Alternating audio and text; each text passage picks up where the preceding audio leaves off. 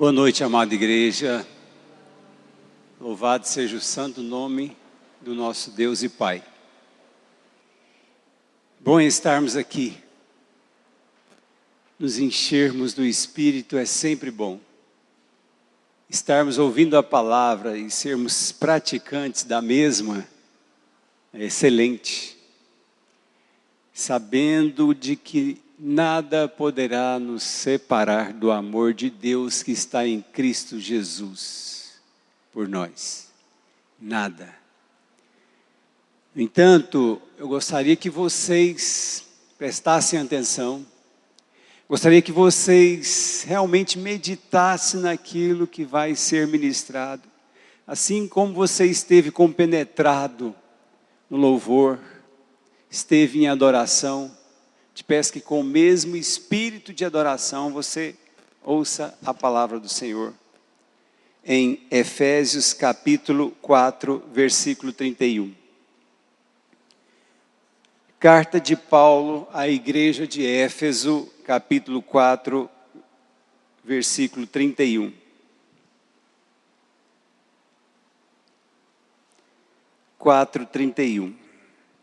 Vamos fazer o seguinte, vamos ler do 25, mas o foco será no 31, 32 e no capítulo 1 e 2, no versículo 1 e 2 do capítulo 5. Carta de Paulo à igreja de Éfeso. Todos abriram? Quem não estiver com a sua Bíblia, só levantar a mão que um dos diáconos irá levar. Tá bom? Vamos começar? Por isso, deixando a mentira, fale cada um a verdade com o seu próximo, porque somos membros uns do outros, porque somos ligados uns no outros, porque somos interligados em Cristo e em cada um de nós. Irai-vos e não pequeis. Não se ponha o sol sobre a vossa ira, nem deis lugar ao diabo. Paulo já é enfático. Em outras palavras, ele diz, cuidado com a sua ira. Porque dependendo da forma que você a conduzi-la, o diabo vai se andar na sua vida. Então, cuidado. Versículo 28. Aquele que furtava, não furta mais, antes trabalhe, fazendo com as próprias mãos o que é bom, para que tenha com que cuidar ou acudir ao necessitado. Não saia da vossa boca nenhuma palavra torpe, e sim unicamente a que for boa para a edificação, conforme a necessidade, e assim transmita graça aos que ouvem. E não entristeçais o Espírito de Deus, no qual foste selado para o dia da redenção. Não faça com que a sua ou a minha atitude venha entristecer o Espírito de Deus. Porque é Ele que nos selou, é Ele que nos conduz, é Ele que nos dá o direcionamento para o dia, ou até a vinda, ou a segunda vinda do nosso Deus. Versículo 31. Longe de vós toda amargura, e cólera, e ira, e gritaria, e blasfêmias, e bem assim toda a malícia. Antes, sede uns para com os outros benignos, compassivos, perdoando-vos uns aos outros, como também Deus em Cristo vos perdoou. Sede, pois, imitadores de Deus como filhos amados, e andai em amor, como também Cristo nos amou e se entregou a si mesmo por nós, como oferta e sacrifício a Deus em aroma suave. Curvem as suas cabeças, vamos orar. Pai Santo, te louvamos, nós te agradecemos em nome de Jesus por mais um privilégio ou por mais uma oportunidade de poder te ouvir aqui neste lugar, ouvir a tua palavra, ouvir o teu Espírito, um Espírito que habita em nós, cuidando-nos, cuidando de cada um de nós, fazendo com que nós enxerguemos as questões espirituais como questões importantíssimas para o nosso viver, para que sejamos conduzidos à vida, e vida em abundância e eternamente contigo. Te peço em nome de Jesus, que para aqueles que entraram aqui com certo tipo de angústia ou qualquer coisa desta natureza, ou pessoas que entraram aqui neste lugar, te peço em nome de Jesus que elas venham a ter consciência do teu evangelho, da tua palavra, das exortações que a tua palavra nos trazem, para que possamos, ó Deus, vivermos firmes em ti, com toda longanimidade e bondade perante ti, e para a glória do teu nome, fazer aquilo que é bom. Te agradecemos por tudo, em nome de Jesus, te peço condução pelo teu Espírito, para a glória do Senhor. Amém. Reflexo de Cristo. Ou seja, sermos pessoas que reluz, que reflete, que emana o poder do Espírito. Ser esse tipo de pessoa são aquelas pessoas que aborrecem o mal e atraem o bem. Pessoas que fogem do mal, pessoas que abraçam o bem. Isso é um grande ensinamento do Evangelho. Afastar-se do mal e apegar-se ao bem. Para que sejamos reflexo de Cristo. Este é o grande ensinamento do Evangelho. Sermos imitadores de Cristo. Imitadores de Deus como filhos amados. Simples assim. Este texto nos ensina duas realidades. Coisas que devemos afastar e coisas que devemos nos apegarmos. Essas duas realidades, elas estão intrínsecas neste texto. Então, se tivermos o mínimo de saúde mental, o mínimo de equilíbrio emocional e de aspiração espiritual, se tivermos o mínimo, não discordaremos jamais deste texto que acabamos de ler. Vocês pensam que eu estou brincando? Várias pessoas discordam da palavra de Deus. Mas nem para um que seja incrédulo, nem para esse tipo de pessoa, não tem como discordar desse texto. Em relação às coisas que eu preciso afastar de mim, e as coisas que eu preciso me apegar, que estão ligadas exatamente em Cristo Jesus. Em Cristo Jesus. E aqui, nós não estamos falando de regras institucionais. Não tem nada a ver com regras institucionalizadas, e sim com querer ser santo, com querer ser saudável, com querer ser um ser do Evangelho. É exatamente disto que estamos falando. Fazendo com que a própria palavra venha a me engendrar, venha a me engravidar, venha fazer de mim algo, um ser que seja produtivo em prol de um reino, e o reino de Deus. Simples. O Evangelho é algo tranquilo, é algo simples, e tem a ver com algo que seja inversamente proporcional às questões do mundo. Quanto mais você estiver arraigado no mundo, mais distante. Quanto mais você estiver inseridos no reino de Deus, mais próximo. Não muda. Isso é um fato. É algo factual. Então, Paulo aqui contextualizando todo este texto, embora de forma sucinta, ele usou principalmente a retórica exortativa. para disciplinar um povo, para disciplinar a igreja de Deus, para dizer para eles o que deve abraçar e o que não deve se apegar. O que eu devo fazer para crescer espiritualmente e o que eu não devo fazer para me afundar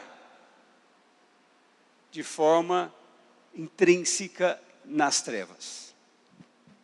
Então é muito claro o texto. Então ele diz aqui que a igreja é uma igreja triunfante. Ele elogia a igreja, falando que a igreja, um Deus todo-poderoso, planejou esta igreja para que ela viesse a ser triunfante, porém santa. Esta igreja foi planejada para ser santa, conforme Paulo. E este planejamento de Deus passa pela minha e pela sua vida. Lembrando que essa questão de sermos santos para Deus tem a ver com a missio Dei.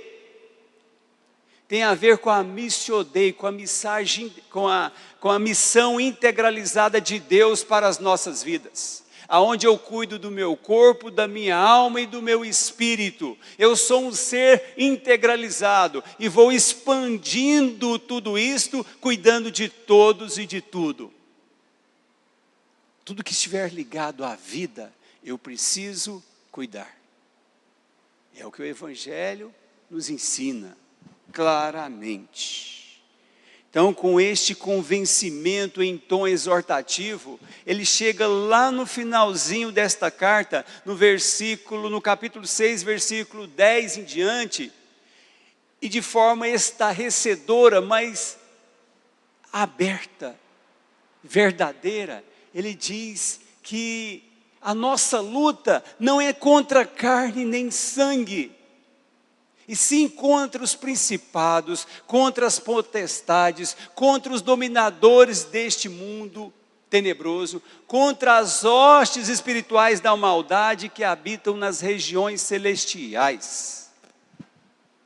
De forma bem racional, espiritualmente falando, não tem como você não ficar estarrecido com as questões maléficas de um reino das trevas e da forma que as trevas atuam em nossas vidas, fazendo com que muitas vezes nós brigamos contra carne e sangue.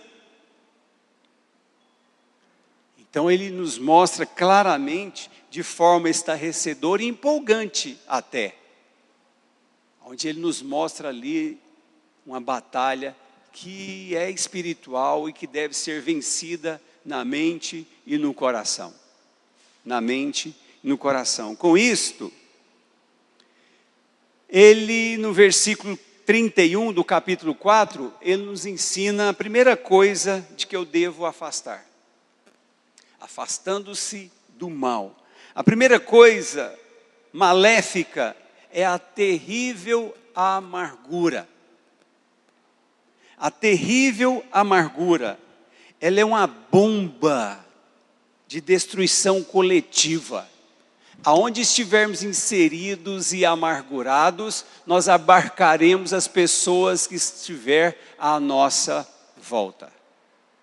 A amargura é algo que faz com que eu venha ficar ressentindo, fazendo com que os pensamentos recorrentes me definham, fazendo com que a recorrência dos pensamentos me deixem totalmente amargurados e sem perspectivas de vida. Sem perspectiva. E qual é a cura? A cura é muito simples, a dica já foi dada. A cura está ligada, primeiramente, ao bloqueio desses pensamentos recorrentes. Conforme Efésios capítulo, mesma carta, capítulo 5, versículo 18 em diante, o apóstolo Paulo diz que eu não devo me embriagar com vinho, na qual há dissolução, mas enchei-vos do Espírito. Aonde eu devo cantar, aonde eu devo salmodiar, eu devo ficar alegre no Espírito em todo o tempo, fazendo com que a minha alma se regozije no Senhor. E eu vou bloqueando com esse tipo de sentimento, com esse tipo de atitude, os pensamentos recorrentes. O pensamento recorrente ele é tão terrível que quando está acontecendo algo catastrófico no mundo, aquela ideia do inconsciente coletivo afeta todo o ser humano, de forma implícita ou explícita, de forma direta ou indireta, mas que somos afetados, nós somos. Então, eu devo me livrar das amarguras. Eu devo me afastar das amarguras. A amargura traz comportamento de brutalidade, de machismo, de feminismo, aquele feminismo espontaneamente exacerbado, empoderamento da mesma forma exacerbado, me traz espírito de rebeldia e também de mau humor. Só maleficidade, só coisas que me definham.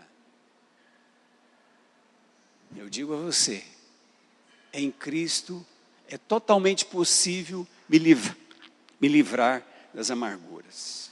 A amargura é como um material enriquecido, como algo enriquecido, como se fosse com urânio. A qualquer momento poderá explodir. A amargura é tão terrível que é como se fosse uma cólera, uma doença terrível.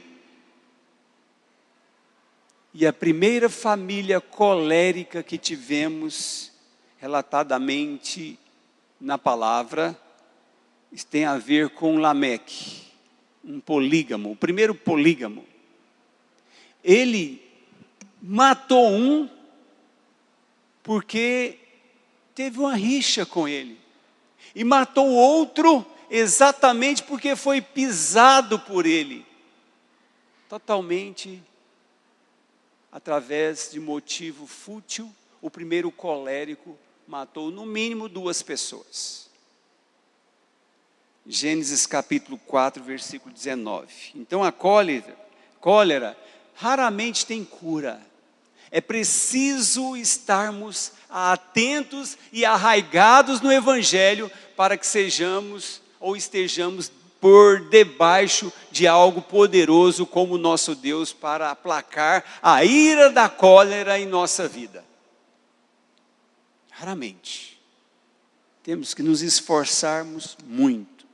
Então sentimentos como vontade com que o outro morra, tem a ver exatamente com o colérico. Vocês estão entendendo? Isso é Evangelho. Estamos sendo ministrados através da graça para que tenhamos o discernimento e a força de vontade de mudarmos. A segunda coisa são as gritarias, segundo Paulo. No próprio versículo 31. A maioria dos coléricos vivem em gritaria. Meu Deus, como é difícil viver com alguém que grita. É muito complicado. Não dá, sinceridade. Provérbios capítulo 25, versículo 4 diz o seguinte: melhor é morar no canto do eirado, ou seja, num lugar descoberto, ou num lugar sem telhado, do que junto com a mulher rixosa na mesma casa. Uma mulher que vive na gritaria. É muito melhor viver só. Profundo e pesado. Olha que ensinamento fantástico. Então não dá. As pessoas que são vítimas da gritaria não aguentam muito. E as que gritam de fato só conseguem viver debaixo de algo que talvez esteja acontecendo e que ela precisa placar, como algo mal, por exemplo. Aí abaixa o tom. E o interessante que os índios não gritam, eles falam baixinho. O interessante também que há possibilidade de vivermos sem a tal da gritaria. É só chegarmos na pessoa com amor e conversar acerca daquilo que é necessário. E resolver a questão da melhor maneira possível, deixando Jesus ser o árbitro ou o juiz da causa. E que a paz do Senhor, que excede todo entendimento, guardará um e outro. A terceira coisa é a blasfêmia. Às vezes nós pensamos que blasfemamos somente contra o Espírito de Deus. O pecado que não tem perdão é contra o Espírito de Deus, mas nós blasfemamos contra os irmãos, contra a nossa casa, contra nossos filhos, contra nossa esposa. Capítulo 5 de Mateus diz que quando eu chamo alguém de raca, que significa tolo no aramaico, é um tipo de blasfêmia. Olha só o quanto o Evangelho ele é refinado, o quanto ele nos ensina a vivermos debaixo de uma graça perfeita e aplicar aquilo que esta graça nos ensina perfeitamente. O quarto é a malícia, o que nada mais é do que o olhar ruim de alguém. Às vezes as pessoas estão até fazendo o que é certo, mas o olhar ruim de uma pessoa, julgando aquele tipo de pessoa, sem levar para a misericórdia, para a compassividade de coração, julga e sentencia aquele tipo de pessoa, normalmente em malícia. Em malícia. Vamos voltar no versículo 31, vamos reforçar este ensinamento. Longe de nós toda amargura, e cólera, e ira, e gritaria, e blasfêmias, e bem assim toda a malícia.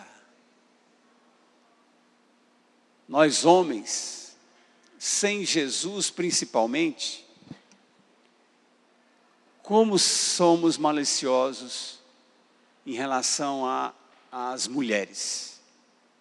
Eu não tenho vergonha de falar isto, porque o que corre aqui, nas veias, é sangue, não é querosene, como dizia meu amigo pastor Salles.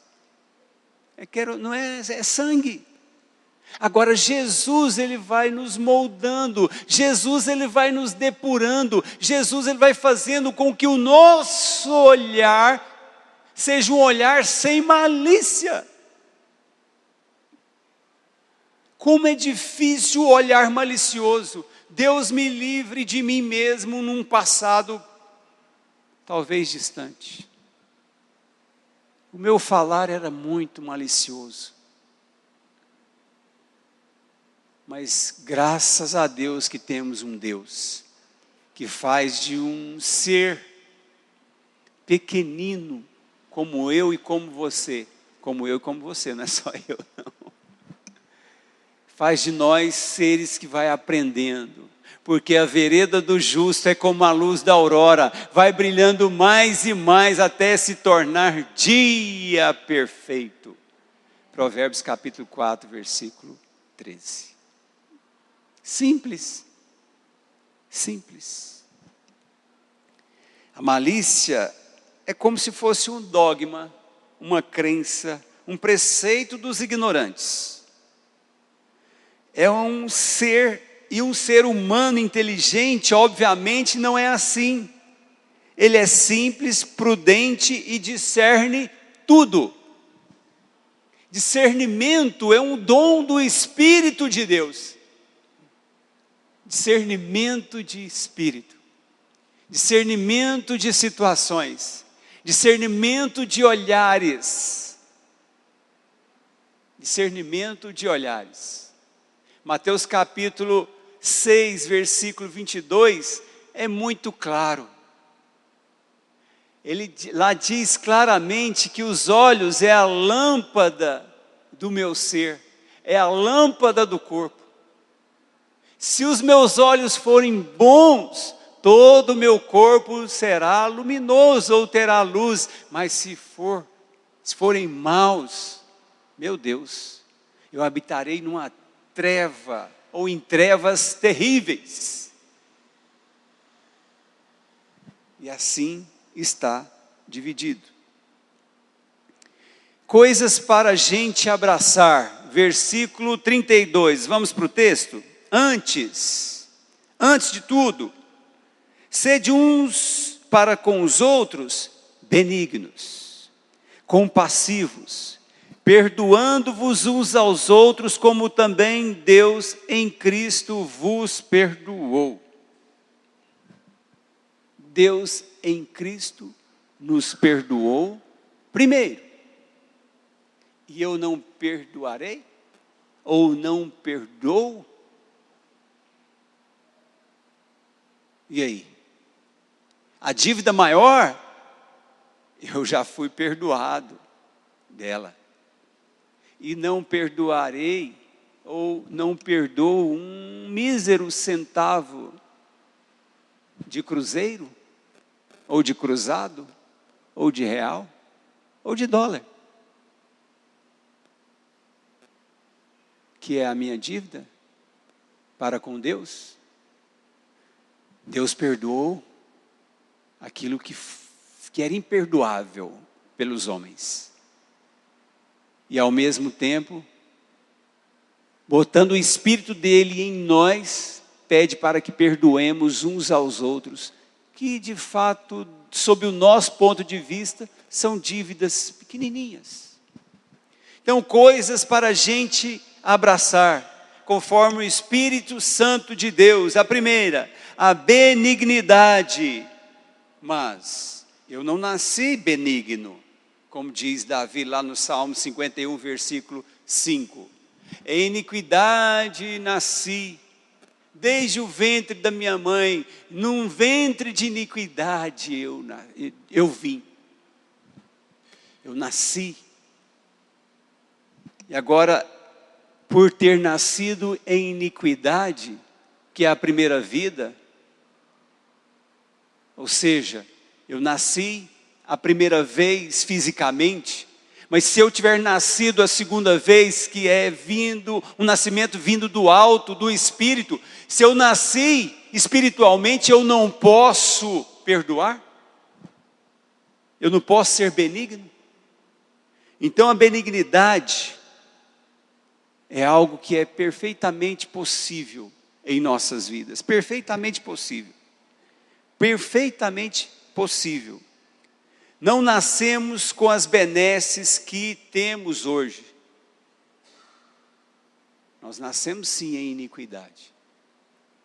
Depois fomos perdoados.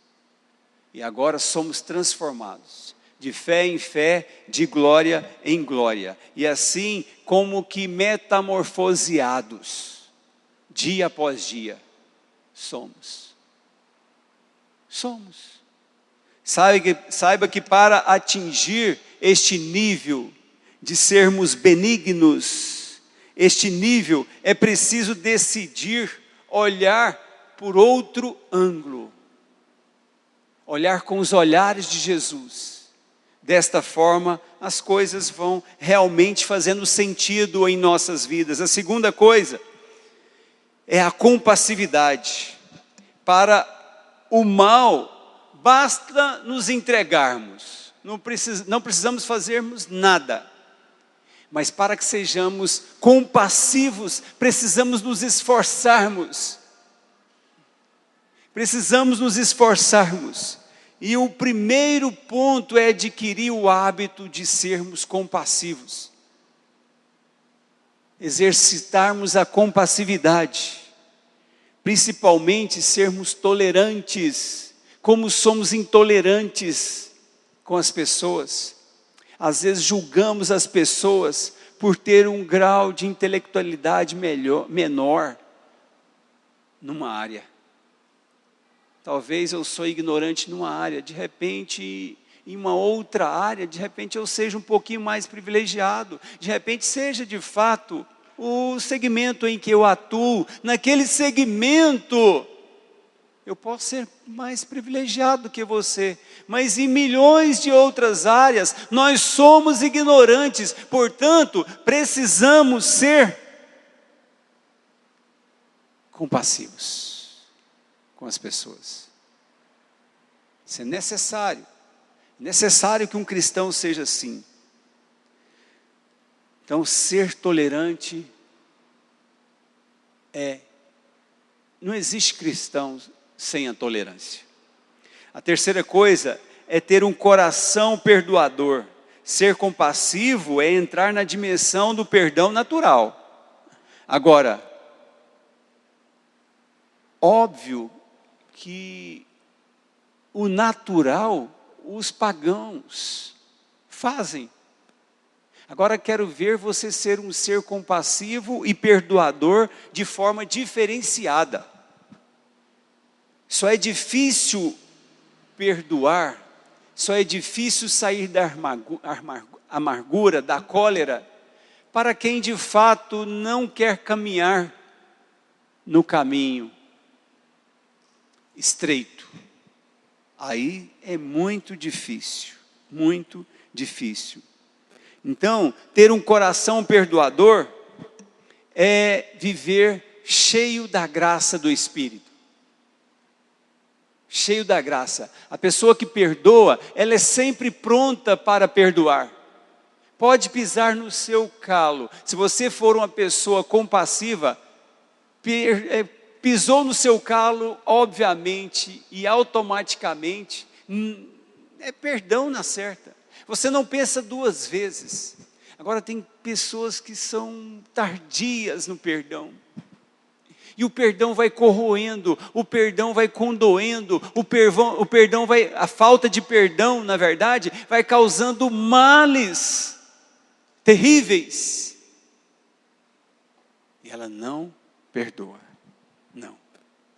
Agora, quando entramos na absorção dessas realidades, tornamos-nos como quem decidiu comer a carne de Cristo.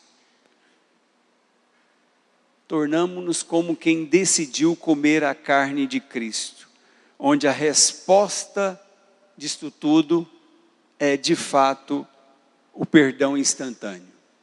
E a quarta realidade é ser um espelho de Deus na terra. Vamos para o texto?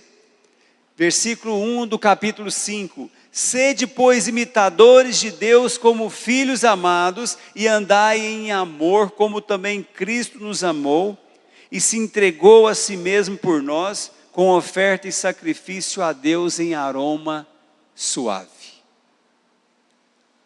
Aqui, do meu ponto de vista, não é fácil, mas perfeitamente possível. Paulo disse lá em 1 Coríntios, agora não lembro, se não me falha a memória, capítulo 5 também, ou 4, versículo, na verdade, 1 Coríntios capítulo 11, versículo 1. Ele disse o seguinte: sede meus imitadores, assim como sou de Cristo. Se você for analisar ao pé da letra, nós até mesmo julgaríamos Paulo de ser talvez um soberbo, dizendo que ele é um exímio imitador de Cristo, mas não. Imaginem só, naquele ponto, naquele contexto, eles não tinham este cânon fechado. As cartas eram circulares, e Paulo tinha que ser o imitador, porque ele era aquele que exortava. Ele tinha que fazer aquilo que, de fato, a vida dele realmente imitasse o próprio Deus. Então Paulo, imitando o próprio Deus, ele disse: sede meus imitadores, assim como sou de Cristo. E aqui, da mesma forma, ele está dizendo: sede imitadores de Deus, sede espelhos de Deus. Para ser espelho de Deus, basta com que nós deixamos de fato o Espírito de Deus nos conduzir. Quando o Espírito de Deus nos conduz, as nossas atitudes vão se tornando atitudes parecidas com a do próprio Deus. Este é o ponto-chave, é um ponto-chave do Evangelho. Então, quando Cristo vive em mim, aí sim, primeiramente, ninguém será contra nós, quando Ele está arraigado em mim. Não tem como também praticar a benignidade, a compassividade, o perdão, e não tem como manifestar a face de Cristo como espelho, se de fato o Espírito Santo não estiver me conduzindo. E eu vou para a última, ele diz o seguinte: ser praticante da ética e do amor. Versículo 2, já até lemos. Tudo vai acontecendo sem forçarmos a barra. João capítulo 13, versículo 34, diz o seguinte: amai-vos uns aos outros como Cristo vos amou. E algo mais profundo ele diz, lá na primeira carta de João, capítulo 5, versículo 3, ele diz: ora, os mandamentos de Deus não são penosos. O Evangelho é impraticável para quem não quer vencer o mal com o bem. Aí se torna impraticável. Então, os mandamentos de Cristo não são penosos, ou seja, dá para a gente praticar. Dá para sermos imitadores de Deus como filhos amados. E eu concluo, a vida não é apenas funcionalidades mecânicas. Não é apenas funcionalidades mecânicas e sistêmicas na sociedade. A vida, ela deve ser vivida em amor, e não dá para dizer que eu amo sem observar esses pontos que foram explanados. A prática da compassividade, a prática do perdão, a prática da tolerância, a prática da benignidade. Não tem como eu dizer que amo sem observar estes pontos do Evangelho. Então, viver uma vida de adoração ininterrupta é viver sendo entregue pelo Espírito, é viver obedecendo ao Espírito, é viver com o Evangelho intrínseco em nossas vidas. Amém? Vamos orar? Gostaria que vocês ficassem de pé.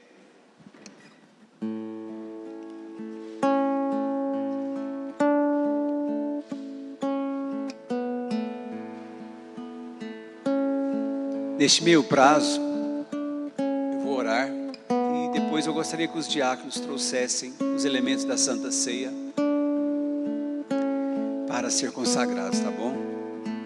Pai Santo, louvado seja o Teu nome, te agradecemos em nome de Jesus pela Tua palavra, te peço que o Senhor nos ajude, ó Pai, a cumprir a Tua palavra como o Senhor nos ensina, como o Senhor nos exorta, como o Senhor nos dá o Espírito para que sejamos pessoas obedientes a Ti.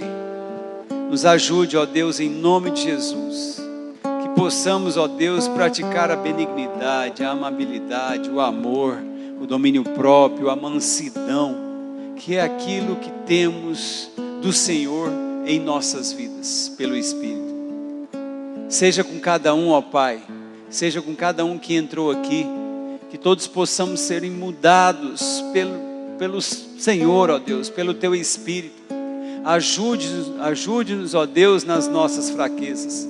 Seja com cada um, ó Pai, conforme a Tua vontade e o Teu Espírito em nós. Te agradecemos e te peço, em nome de Jesus, que a paz do Senhor, que excede todo o entendimento, esteja sobre nós. Amém, Senhor.